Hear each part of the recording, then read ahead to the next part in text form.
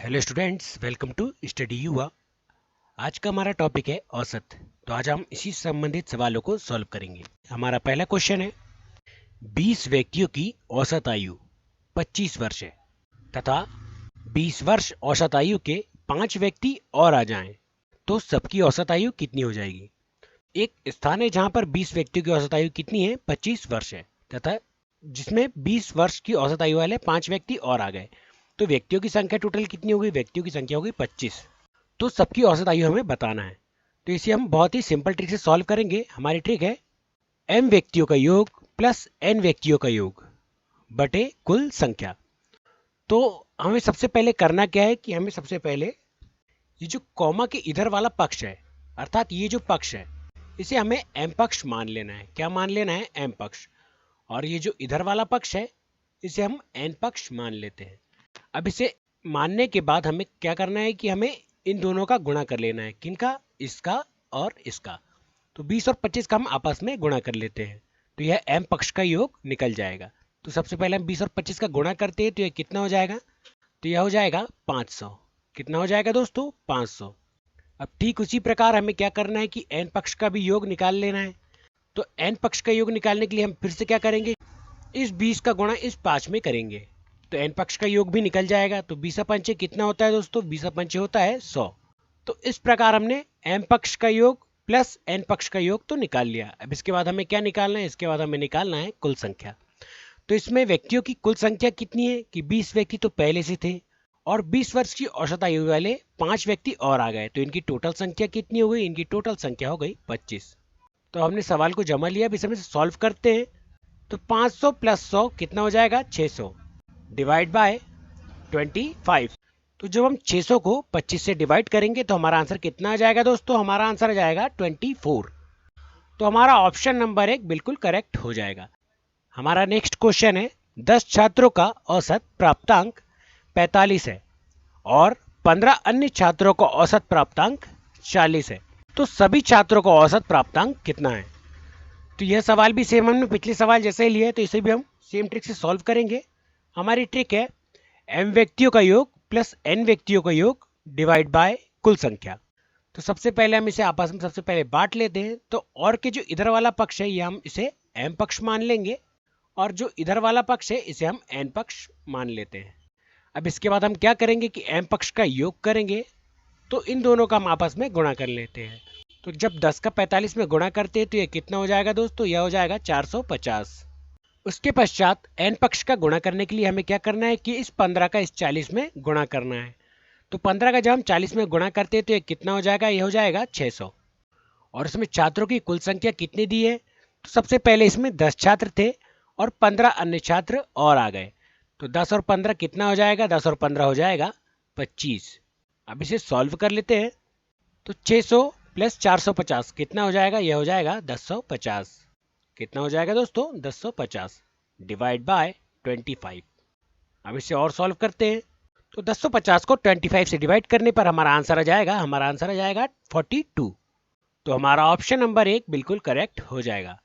बढ़ते हैं हमारे नेक्स्ट क्वेश्चन की तरफ। हमारा नेक्स्ट क्वेश्चन है, 12 यात्रियों का औसत भार 60 किलोग्राम है, जबकि शेष 18 यात्रियों का औसत भार 15 किलोग्राम है, तो सभी यात्रियों का औसत भार कितना है? तो हमें यहाँ पर सभी यात्रियों का औसत भार बताना है। इसकी भी वही ट्रिक होगी जो हमारे पिछले सवालों की ट्रिक थी। तो m व्यक्तियों का योग प्लस n व्यक्तियों बटे कुल संख्या। तो सबसे पहले हम कॉमा के इधर वाले पक्ष को m पक्ष मान लेते हैं तथा कॉमा के इधर वाला पक्ष n पक्ष मान लेते हैं। अब इसके पश्चात हम m पक्ष का योग करते हैं। तो 12 का जब हम 60 में गुणा करेंगे तो यह कितना हो जाएगा? यह हो जाएगा 720। कितना हो जाएगा दोस्तों? 720। उसके पश्चात हम n पक्ष का योग कर लेते हैं। तो जब हम 18 का गुणा 55 में करेंगे तो यह कितना हो जाएगा? यह हो जाएगा 990। कितना हो जाएगा दोस्तों? 990। अब इसके पश्चात हमें नीचे कुल संख्या लिखनी होगी। तो सभी यात्रियों की कुल संख्या कितनी है? तो सबसे पहले 12 यात्री थे, फिर 18 यात्री और आ गए, तो 12 और 18 कितना हो जाएगा दोस्तों? 12 और 18 हो जाएगा 30। कितना हो जाएगा? 30। इसके पश्चात हम इसे और टोटल कर लेते हैं। तो ये 0 का 0, 9 और 2 11 की 1 हासिल आई 1, 7 और 1 8, तो ये हो जाएगा 1710 डिवाइड बाय 30।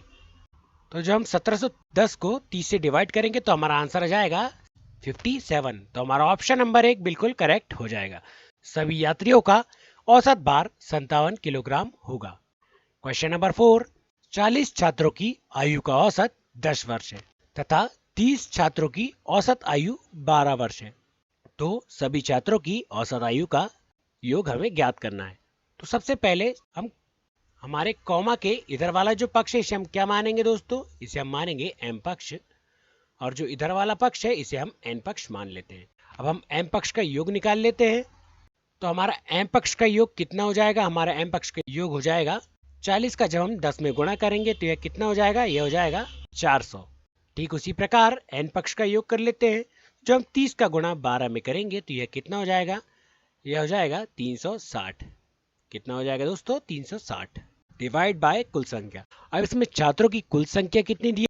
तो इसमें छात्रों की कुल संख्या होगी 40 छात्र प्लस 30 छात्र। तो यह टोटल कितना हो जाएगा? यह हो जाएगा 70 छात्र। कितना हो जाएगा दोस्तों? 70 छात्र। अब इसे टोटल कर लेते हैं। तो 0 का 0, 6 का 6 और 4 और 3 7। तो यह हो जाएगा 760 डिवाइड बाय 70। तो ये 0 से ये 0, और जब हम 7 का भाग हम जब 76 में देंगे तो यह कितना हो जाएगा? तो हमारा आंसर आ जाएगा 10.85। तो हमारा ऑप्शन नंबर 4 इसका बिल्कुल करेक्ट आंसर हो जाएगा। क्वेश्चन नंबर 5, माता पिता की औसत आयु 30 वर्ष है तथा 2 बच्चों की औसत आयु 8 वर्ष है। तो परिवार की औसत आयु कितनी है? तो इसे भी हम सेम ट्रिक से सॉल्व करेंगे। m व्यक्तियों का योग प्लस n व्यक्तियों का योग डिवाइड बाय कुल संख्या। तो सबसे पहले माता और पिता कितने लोग हैं? 2 लोग हैं। तो 2 में हम 30 का गुणा कर लेते हैं। तो यह कितना हो जाएगा? यह हो जाएगा 60। ठीक उसी प्रकार कॉमा के इधर वाला पक्ष एन पक्ष। तो एन पक्ष में कितने बच्चे हैं? 2 बच्चे हैं। तो 2 बच्चों की औसत आयु कितनी है? 8 वर्ष। तो 2 का गुणा हम 8 में कर लेंगे तो यह कितना हो जाएगा? यह हो जाएगा 16। अब माता पिता और 2 बच्चे, यह कितने होगा? यह हो जाएगा टोटल 4। अब इसे टोटल कर लेते हैं। तो जब 60 में हम 16 को प्लस करेंगे तो यह कितना हो जाएगा? यह हो जाएगा 76। कितना हो जाएगा दोस्तों? 76 डिवाइड बाय 4। और जब हम 76 को 4 से डिवाइड करेंगे तो हमारा आंसर कितना आ जाएगा? 19 चौके 76। तो हमारा ऑप्शन नंबर 2 बिल्कुल करेक्ट हो जाएगा। परिवार की औसत आयु 19 हो जाएगी।